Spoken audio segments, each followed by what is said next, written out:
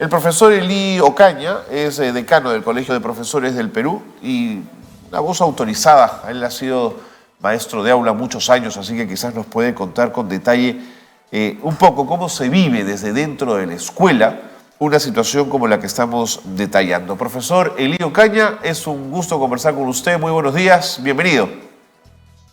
Buenos días, Carlos. Gracias por esta entrevista. Sin duda, el tema que estamos viendo en estos días es de singular y grave preocupación.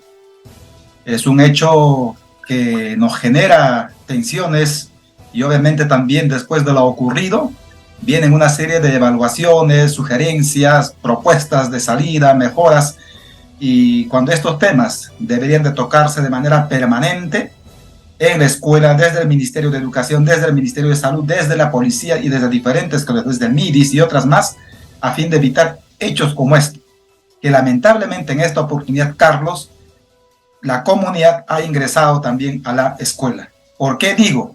Estos temas de consumo de sustancias tóxicas y otras son noticias frecuentes que ocurren en las comunidades y lamentablemente los estudiantes que tienen dificultades, que no tienen monitoreo, que no tienen acompañamiento suficiente, llegan a estos extremos, sobre todo también como efecto de algunos retos que se viralizan a través de una serie de medios, como en este caso, por ejemplo, del TikTok.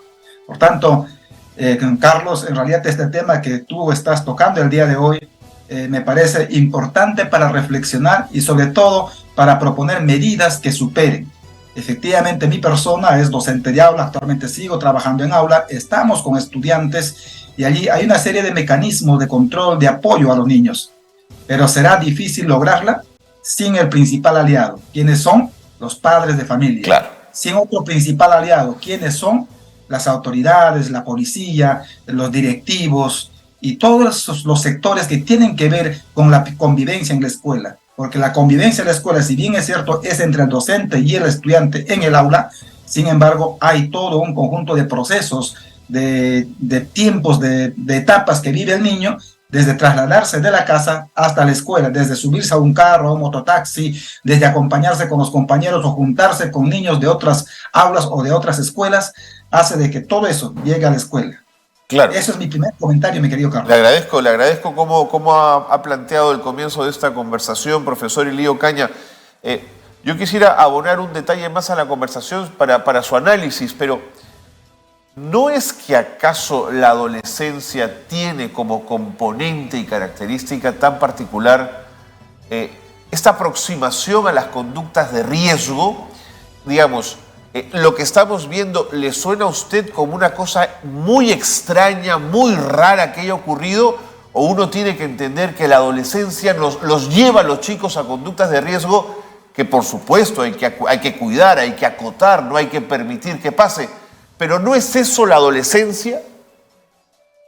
En realidad, los niños a partir de los 7, 8 años empiezan a construir su autonomía, su independencia, su forma de relacionarse por sí solos, en la construcción de su personalidad y también en la búsqueda de sus aliados, de sus amigos, de sus camaradas, podemos decir a nivel de la infancia. Un niño de 11 años es un puber, un preadolescente, pero que si está expuesto a una serie de contactos de amistad, de internet, de aplicativos o de las tecnologías de la información y la comunicación y con un manejo inadecuado, justamente le va a llevar a tomar ciertos riesgos porque es parte de su descubrimiento, de su afán de conocer nuevas cosas, de su afán de asumir ciertos retos y demostrar también su crecimiento personal ante los demás, indebidamente llevado en este caso, por supuesto. Y entonces eso les lleva a estos extremos que lamentablemente ha costado la vida en este colegio de Tahuantinsuyo, ubicado en una zona populosa, de pobreza, de zona de poblaciones económicamente medio, o también de una población donde hay alto porcentaje de pobreza.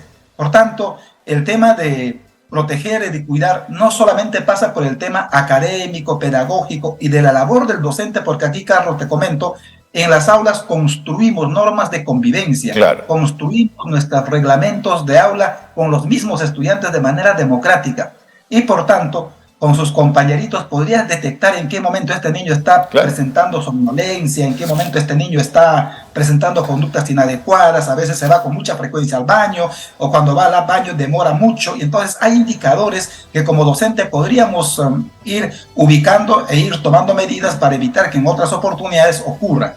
Pero sí, es cierto, estos retos que tú has expuesto muy bien, también como que es parte de la adolescencia, frecuentemente puede ocurrir en la escuela, pero también puede ocurrir fuera de la escuela. Sin duda, sin duda. Ambos factores endógenos y exógenos, Carlos, se combinan. Ambos factores se combinan porque un niño que viene de un hogar donde los padres tienen controles, tienen autoridad, hacen consejería, asumen con responsabilidad. Es más difícil que ocurra, ¿no? Esos niños van a actuar mejor. Ok, de acuerdo, clarísimo. Profesor Elío Caña, ¿le ha sorprendido saber que esas sustancias están en manos de los chicos y que las llevan a las escuelas, o estoy yo pecando de ingenuo y esto ocurre todos los días en la escuela pública peruana? Creo este es un tema recurrente, es un tema que realmente no hay datos estadísticos que nos digan cuánto porcentaje ocurre. Sin embargo, la proliferación de farmacias, de boticas, de tiendas de ventas de pastillas, medicamentos, hace de que los niños puedan acceder con facilidad a estos medicamentos comprando en cualquier farmacia o cualquier botica. O en todo caso, cuando los padres posiblemente tengan también estos insumos en casa, los niños pueden llevar sin ningún control de los padres. Eso significa cuando no hay un adecuado monitoreo del botiquín familiar y otras. Por tanto, yo creo que tenemos que preocuparnos todos, tenemos que tomar medidas para que, por ejemplo, ningún medicamento de esta naturaleza sea vendida a menores de edad, menos en receta médica, ¿no? Por supuesto. Y entonces, estas son algunas medidas. Y los docentes debemos, a partir de este punto, desarrollar temas con nuestros estudiantes sobre el cuidado de la salud socioemocional, de la salud mental, de la importancia de los medicamentos y del consumo con receta médica, y sobre todo también un tratamiento adecuado con los profesionales, que en este caso son los médicos, ¿no? De acuerdo. Profesor Elío Caña, usted lo ha mencionado hace un instante. El entorno puede gatillar una conducta de riesgo con mucha mayor posibilidad si esto no está controlado, si el chico no tiene los apoyos necesarios, si no hay los afectos en casa, la posibilidad del riesgo aumenta. Pero, ¿qué hacemos con las redes sociales? No podemos prohibirle a los chicos el uso de redes sociales. Es parte casi de su consumo mediático permanente. ¿Cómo trabajamos las redes? Nosotros, como Colegio de Profesores del Perú, hemos planteado la necesidad, por ejemplo, que el Ministerio de Educación y el Estado garantice conectividad y herramientas digitales para todos nuestros estudiantes. Esto puede ser un riesgo general cuando se abre de esa manera, pero esto de las redes, de las tecnologías de información y la comunicación, tiene que estar acompañado con un programa de formación, capacitación, monitoreo, desarrollo de parte de las instituciones. En este caso, de parte de los padres de familia, de la madre familia, de los docentes, de los administrativos. Pero ¿cómo puedes monitorear si no conoces bien el manejo de estas redes? Un alto porcentaje de la población aún tiene analfabetismo digital. Y eso significa que no conoces muy bien los aplicativos de los celulares. Un celular como esta que estoy mostrando, para los adultos muchas veces sirve para que respondas tu llamada telefónica, o responde para escribir tu mensaje de chat en WhatsApp tal vez. Claro. Pero para los niños esta herramienta en sus manos es un mundo de ingreso a tantos aplicativos que, si no está bien formado, va a lograr a bajarse una serie de aplicativos hasta prohibidas para que pueda ver él o ella. Si los padres de familia no estamos controlando, o muchas veces por evadir responsabilidades o no manejar adecuadamente el tiempo de los estudiantes, muchas veces, ¿qué hacemos? Entregamos en manos de los estudiantes las herramientas o los celulares, y eso ocurre como profesores, porque a veces cuando convocamos algunas reuniones de padre familia, las madres llegan y cuando su niño se acerca y le entregan el celular y el niño está al lado manejando el celular, entrando a aplicativos y cosas, porque es la manera como han aprendido a controlar, por ejemplo, las actividades, los juegos o la hiperactividad de sus estudiantes. Y entonces creo que allí necesitamos trabajar mucho desde los medios de comunicación, desde el Estado, el manejo responsable de los entornos virtuales y de los diferentes aplicativos.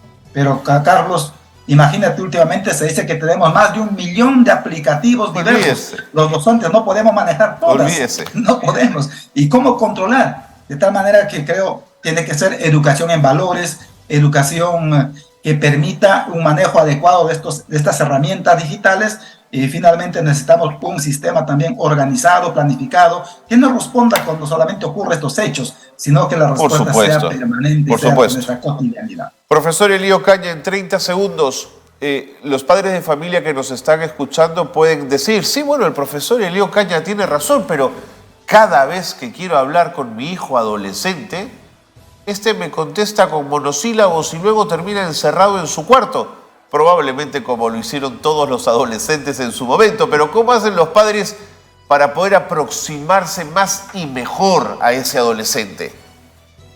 La confianza, la comunicación, la construcción democrática de las relaciones interpersonales desde lo pequeño es importante. Tratar de corregir cuando esto ya se agravó es mucho más difícil, pero sí es posible. Si eso ocurre, hay que acompañarnos de profesionales, como psicólogos, por ejemplo, que intervengan en este proceso. Y de hecho, sea dicho de paso, nosotros como Colegio de Profesores hemos apostado con que el Ministerio de Educación garantice un profesional psicólogo en nuestras escuelas, no solo para trabajar con nuestros estudiantes, sino también con nuestros educadores, correcto, con los directivos, con los padres de familia, porque es importante hacer lo que es la actividad proactiva, la promocional, porque eso es lo que nos cuesta menos. De lo contrario, nos cuesta vidas, y esto es lo que ha ocurrido en el colegio de Tahuantinsuyo, y que ojalá no se vuelva a repetir en muchos otros colegios. Y es más, viene acompañado de bullying, viene acompañado de violencia, viene acompañado del consumo de otras sustancias más. Y eso hay que prevenirla, Carlos. De lo que seguiremos hablando, profesor Elío Caña. Muchísimas gracias, ha sido usted muy claro. Gracias por habernos acompañado. Muchas gracias, muy buenos días. Elío Caña, decano del Colegio de Profesores del Perú, ha estado con nosotros y nos daba su punto de vista en relación a este tema terrible, ¿no es cierto? A esta conmoción que ha generado en nuestro país este llamado reto de clonazepam, que mató a una niña, lamentablemente, en un colegio en Independencia.